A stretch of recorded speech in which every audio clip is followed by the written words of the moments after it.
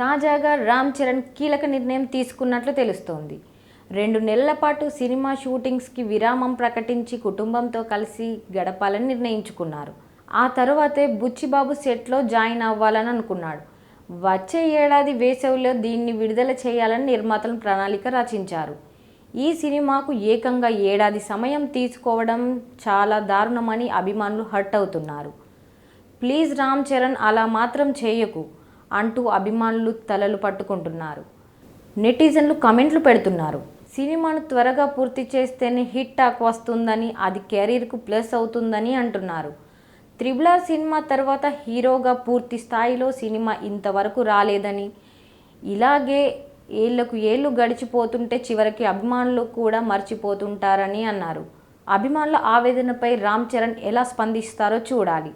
చూశారు కదా, మరిన్ని అప్డేట్స్ కోసం చూస్తూనే ఉండండి N9 తెలుగు మీడియా.